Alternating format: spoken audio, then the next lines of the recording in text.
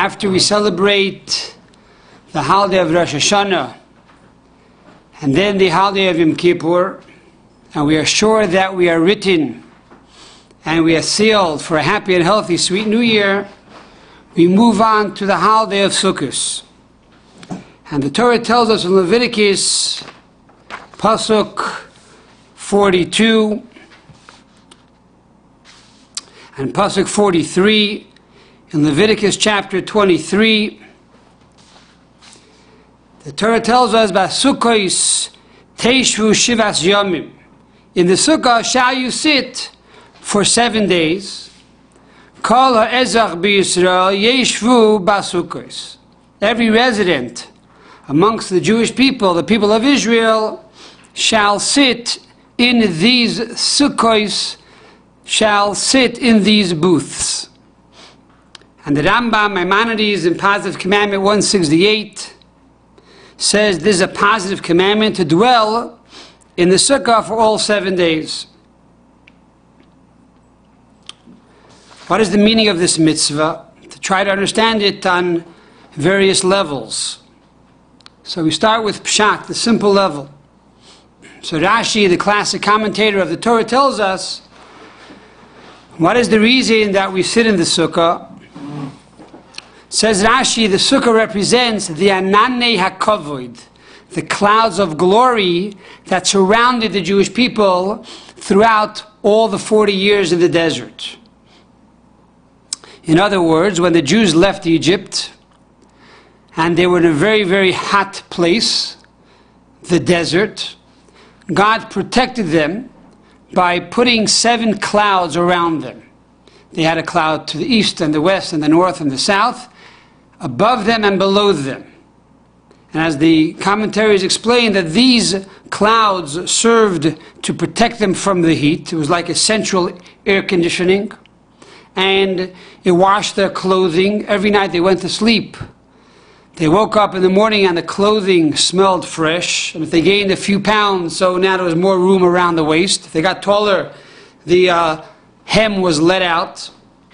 And furthermore, if there were snakes and scorpions beneath them, the clouds would kill that. And then the cloud in the front, the 7th cloud, during the day was like a pillar that directed them, like the GPS, where to go, right or left. And then at night it turned into a pillar of fire that warmed them in the cold desert nights. And as the Ramban tells us, that these clouds reminded us that the Jews lacked nothing, that God was there and He protected them from all sides, like a mother who loves the child and smothers the child from all sides to protect the child. So too, God protected us from all sides, and He provided all of our needs. And because of this, we celebrate the holiday of Sukkot by making the Sukkah that reminds us of these clouds of glory. Why do we do the holiday now, which normally falls out around September time? And the answer is because really we should do it around Pesach. When we celebrate the holiday of Passover, we should sit in the Sukkah and eat the matzah. However, that time of year is a very comfortable time of the year. It's the spring. So the nations of the world might say, you know what? The Jews are eating in booths because it's a hot weather. They want to go outside and get the cool weather. That's why they're doing the mitzvah.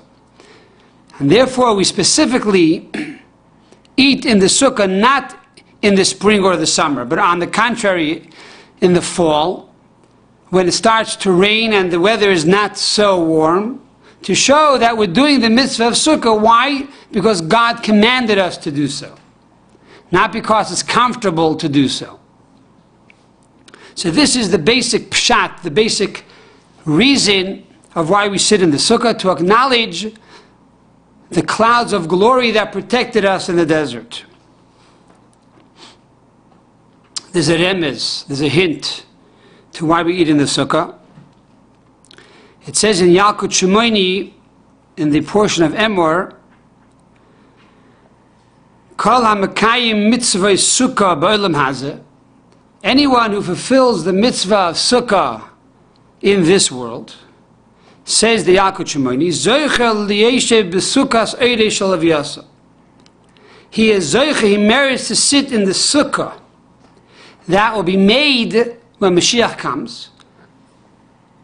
And that sukkah will be made from the skin of the Leviathan, the famous fish that God created at the very beginning of creation, that He's going to chop up when Mashiach comes, and we're going to have a big Seudah, a big meal, and He's going to have this delicious fish, Leviathan, that He prepared for us. And we're going to use the skin of this Leviathan to make a big, big sukkah, and the Jews will eat in that sukkah. Why do we need the skin of the Leviathan? Why is it so important that the Medrash says we're going to sit in the sukkah of the Leviathan? Because the concept of sukkah is that even our physical is given over to God. We go to Shul, Rosh Hashanah, Yom Kippur, it's a very spiritual time. We pray, it's very easy to pray, it's lip service. Comes along Sukkot, and now we sit in the sukkah. And we say even the physical also belongs to God.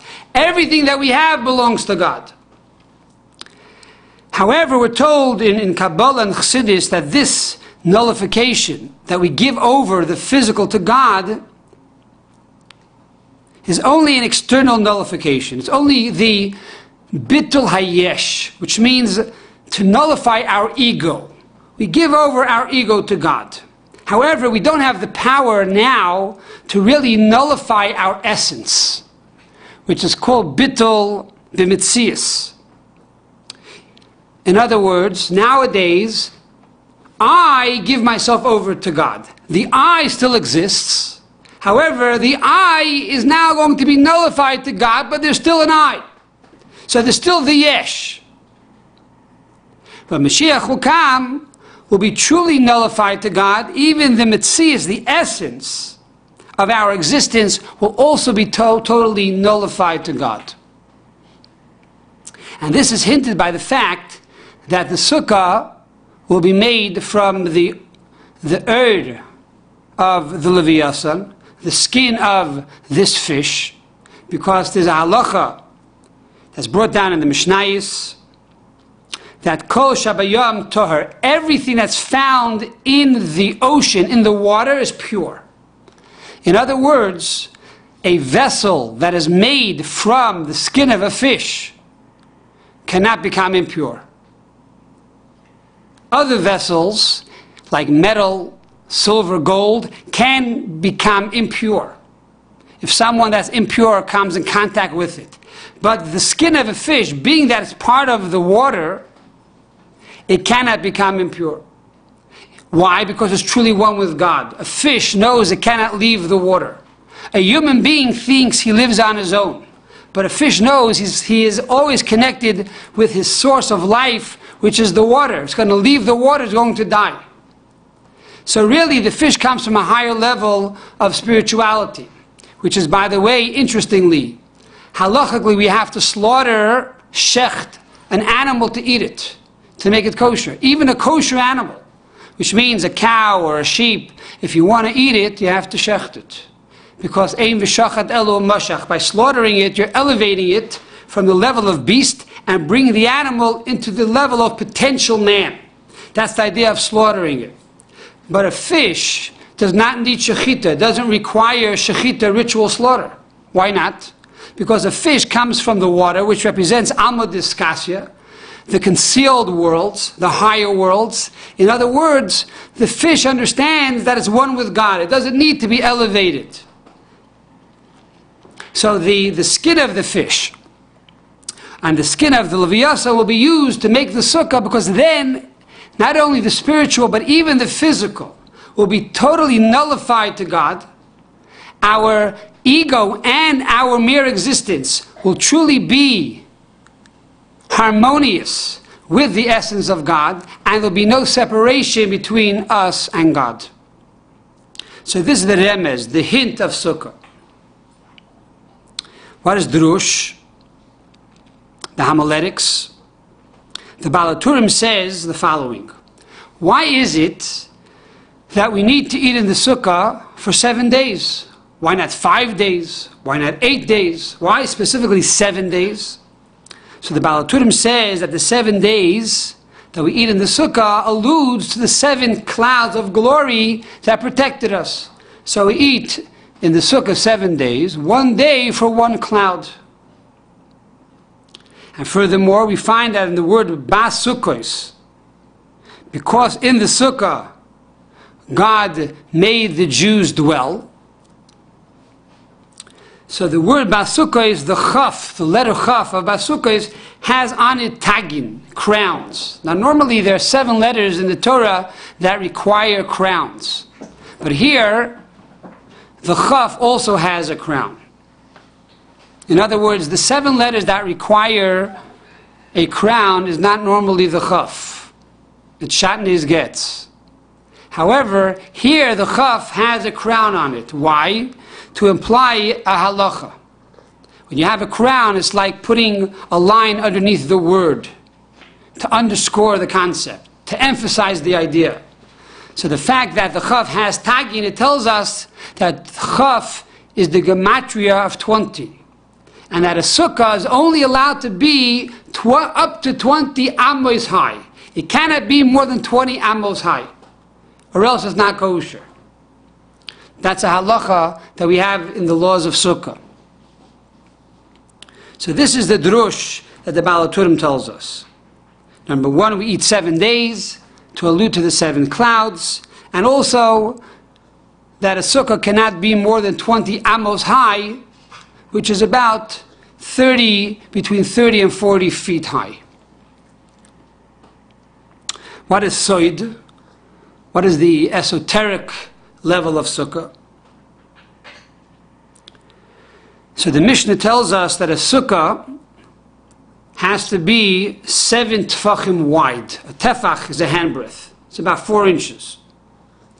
So a sukkah, the minimal or the minimum sukkah has to be 7 by 7 tefachim and 10 tefachim high. About 40 inches high. And 7 times 4 is about 28, about 28 inches by 28 inches wide. So it's 7 by 10. That's the halacha. Why is it that the sukkah has to be 7 tefachim wide and 10 tefachim high? So in Kabbalah it says that number 1, the 7 represents the 7 days of Sukkot, and the 10 represents the 10 days of Tshuva. In other words, Sukkot is a continuation of the 10 days of Tshuva that started with Rosh Hashanah, ended on Yom Kippur, and continues now on the 7 days of Sukkot. Furthermore, the number 10 represents the Yud Amukim, represents the 10 levels of Amukim, which represents Chachma Stima, the concealed wisdom. So the number 10 represents wisdom. And the 7 represents the Zayin Tikkunim, the 7 Tikkunim, which alludes to Tikkunei Galgalta, alluding to the skull. So again, the 7 Tefachim wide alludes to the skull. The 10 Tefachim high alludes to the supernal concealed wisdom. The skull is higher than the brain, is higher than the wisdom. It surrounds the wisdom. And we'll soon talk about that. So, in short, what does this mean? So let's do some more math. If you want to know the area of a cube, it's the width times the length times the height. So it's 7 times 7 times 10. So 7 times 7 is 49. 49 times 10 is 490. So the square, the cube, the area of the sukkah is 490 tefachim. The number 490 is the same as the word tamim, complete. In other words, If you want to be complete, you have to be in the sukkah. And what is the sukkah? The sukkah is a combination of the 10 days of tshuva and the 7 days of sukkahs. There are those people who, when it comes to Yom Noirayim, the days of awe, they're very involved. They're into awe, they're into spirituality, they're into seriousness, and they can connect to God on that level. There are those who are very naturally connected with joy. They're party animals. They love to have l'chaim, they love to dance. That's their natural tendency. Comes along the sukkah and says you have to have both. If you want to be tamim, if you want to be complete, you have to serve God with joy and with awe. Awe alone is not enough. Joy alone is also not enough. You have to have this harmonious perfection by connecting the joy together with the awe. And that's the sukkah. That's the Kabbalistic approach. What does Chassidus say? To bring it all together, Chassidus says what you cannot accomplish on Rosh Hashanah and Yom Kippur with tears, you can accomplish on Sukkot through joy. And Sukkot really mirrors Rosh Hashanah and Yom Kippur. On Rosh Hashanah we blow 100 tekiyas, 100 blasts. And the schach that goes over the sukkah, the covering of the sukkah, which is called schach. How do you spell schach? Samach chaf chaf. Samach is 60, chaf is 20, and chaf is 20 is 100. So the schach that goes over the sukkah is the mirror of the 100 blasts that we blew on Rosh Hashanah. And similarly, the main avodah, the main service of the high priest on Yom Kippur, in the Holy of Holies, was to bring the ketores, the incense. And on Yom Kippur, he put a special ingredient to make sure that this incense produced a lot of smoke, a big, big cloud of smoke. And we say that the Shekhinah, the God's presence, was found in that cloud. And similarly, we say that the sachach of the sukkah, the covering of the sukkah, alludes to this cloud of smoke that was in the Holy of Holies, which is, by the way, why the minhag in Chabad is that we make this chach very thick to allude to the thick cloud of glory that was in the Holy of Holies on Yom Kippur. What is the meaning of Sukkot? So the Torah calls Sukkot by a name. In addition to Sukkot, it also calls Sukkot by the name Chag HaOsif, the holiday of ingathering. In other words, the food, the fruit and the grain was in the field throughout the entire summer. And now on Sukkot we bring all the grain and all the fruit back into the house. It's Chag HaOsif, the holiday of ingathering, which is why it's such a joyous holiday. Because till now you're not sure if you could eat the fruit. You planted the fruit grew, and you cut it down. But you did not actually reap the benefits yet because you did not see the produce in your home. Till it gets into your home, things can happen to it. And that's why we find in the Torah that pertaining to the holiday of Sukkot, the word simcha, the word joy, is mentioned 3 times. Not once, not twice, but 3 times. So even though there are 3 major holidays, Passover and Shavuos and Sukkot, and all of these holidays are called holidays, which means v'samachta b'chagecha, you shall rejoice on your holidays. Yet only by Sukkot do we find the terminology of simcha actually mentioned 3 times. Because it's Chag HaOsif. It's the time that we bring everything into the home. And the same is true spiritually and personally. We went to the shul on Yom Kippur. We went to the shul on Rosh Hashanah, and we prayed. And there was a lot of lip service, a lot of letters and a lot of words were produced. And now the entire synagogue is filled with all of these holy letters. But can you bring these letters to your home? Can you take all the brachas, the blessings, back home into your house? Comes along the holiday of Sukkot and says, now, Chag HaOsif, bring all those blessings and all those prayers and all those requests back into the home. And it should not remain in the synagogue. It should not remain in the spiritual realm, but it should actually effectuate and pervade the physical that you can actually pay your bills by it. And that is the meaning of Chag HaAsif. That's why you truly have joy. Yes, I believe God heard my prayers on Rosh Hashanah, but on Sukkot, I say, where's the beef? I want to be able to take the brachas and actually take it to the bank. So it's called Chag HaAsif. And we do this not only with our prayers, but in truth, we do this with all our three garments of the soul. Machshava, Dibur, and Maisa, which is thought and speech and action. And not only the thought and the speech and the action of Rosh Hashanah and Yom Kippur, but in truth, we do this with these three garments of the soul of the entire year. Because Sukkot is the last holiday of the year. According to the Torah, the first holiday is Passover, the second holiday is Shavuot, and the final holiday is Sukkot.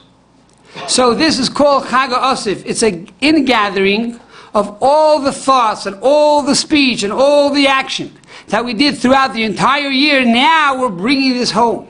And we are dedicating all of this to God in the Sukkah. We are becoming nullified to God's will. In other words, we are mastering our thought, and we are mastering our speech, and we are mastering our actions, that all of these three garments should be dedicated and devoted to good things and holy things and godly things. And we do this for 7 days, so that the blessings impact every day of the week, every Sunday of the week, and every Monday of the week, throughout the entire year. Every Sunday of the year and every Monday of the year, all the way through Shabbos. So we eat and we celebrate and we learn Torah and we pray in the Sukkah for 7 days, so that v'chag HaAsif, we are able to bring in all of these blessings and all of the good qualities and all of the talents and all the garments of the soul that we acquired and we gathered throughout the entire year.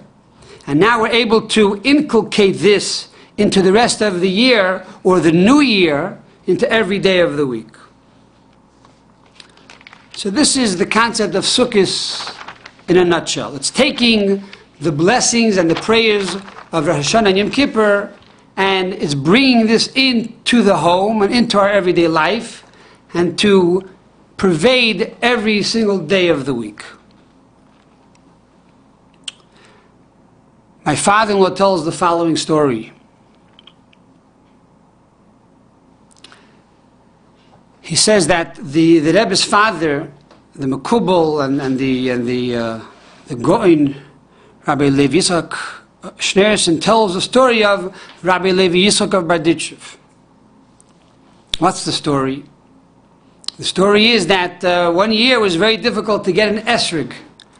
In other words, on Sukkot, besides the mitzvah of sitting in a sukkah, we'll talk about in a future class the mitzvah of the 4 species of the Daled Minim. So you have to acquire 4 species. One of them is an esrog, a citra. And in Berditchev it was very cold, and it was very difficult to acquire an esrog. And a few hours from now, the holiday of Sukkot is about to start. And Rabbi Levi Yitzchak of Berditchev, the saintly mystical master, doesn't have an esrog. He tells his assistants, I want you to go to the train station and stand there, and you'll find a rich man that bought an esrog coming home off the train. You stop him and tell him, Rabbi, the Rebbe of the city wants to see you. Okay, so they stand there and they're waiting for the next train to come in, and as Rabbi Levi Yitzchak says, the train pulls up, and a man walks out with a big box. And the two chassidim standing there and said, what's in that box? Oh, I have an esrog. Oh, come our way. Where? The Rebbe wants to see you. Okay. He comes to the Berditchev, and the Berditchev says, look, I see you have a beautiful esrog. I need an esrog. I'll pay you 10 times the amount for your esrog. Says the Rebbe, look, I'm a rich man. I don't need the money. It's okay. I'm not selling the esrog. He says, look, you don't understand. I need that esrog. So whatever I got to pay, whatever I have to do for that esrog, I'm going to do. So tell me, do you need children? I'll give you a bracha for children. So no, Rebbe, I have children. He says, you need health? I'll give you a bracha for health. I have health, I have children, I have everything. So the Rebbe says, look, you know what? You play a hard bargain. But what I'll do for you is as follows. I will make sure that after 120 years, when you die, you will be imi v'chitzasi. You will be together with me in my private domain, in my courtyard. Whew, that's an unbelievable bracha. He'll be together with the Rebbe in his courtyard. Unbelievable. Says the Rebbe, okay, whatever that means, you got it. Here's the esrog, it's yours. And he walks out. After he walks out, the Baditchev is having second thoughts. This guy is going to be with me for all eternity. He's going to be Azan Nuj on my head. I have to handle this guy and talk to this guy and hear this guy forever and ever for one esrog. So he tells his Chassidim tonight, on the holiday of Sukkot, they had like public Sukkot. The Sukkah in his neighborhood, this rich man, there'll be two Chassidim standing outside. When this rich man wants to go into the Sukkah, you tell him you can't go in. That's it. You tell him he can't go into the Sukkah.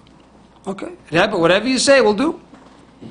So that night after Ma'ariv, the rich man is all excited. He's going to be with the Baditchev forever. Wow.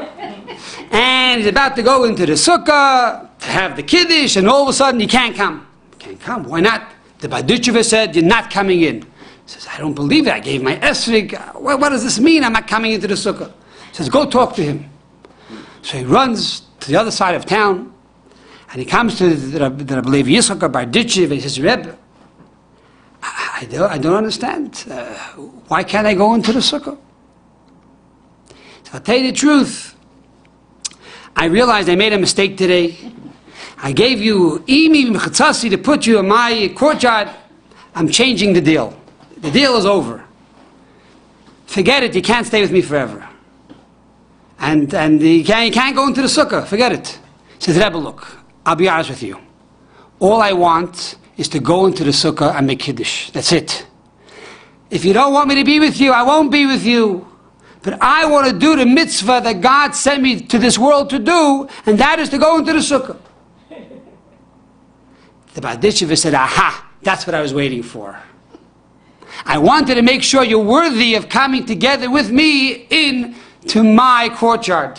Now that I see that you're willing to give up your place in the world to come, to do a mitzvah down here in this world, now I know you're truly a holy Jew, and it'll be an honor for me to have you with me in my courtyard. And this is what Sukkot is all about. We come into the shul and we daven and we're singing and we're praising God. It's very easy. Lip service. All of a sudden comes the holiday of Sukkot and says, guys, you got to move out of your fancy house. And you got to sit and you got to eat and dine. And some people sleep in a sukkah which is raining and it's cold. And the rain is falling into the soup. And that's where you have to spend the next 7 days. Oh, this is not for me. This is for the other people. I'm a rich man. I'm going to stay in my house. What do we see from the story? That this rich man said, look, I'm leaving my fancy house. I'm going into a simple sukkah to do God's mitzvah. Because if I want to be connected with God, I have to do His mitzvah. Paradise is very good. And it's very holy. And it's wonderful. But there's nothing that is as great as performing a physical mitzvah down here in this world.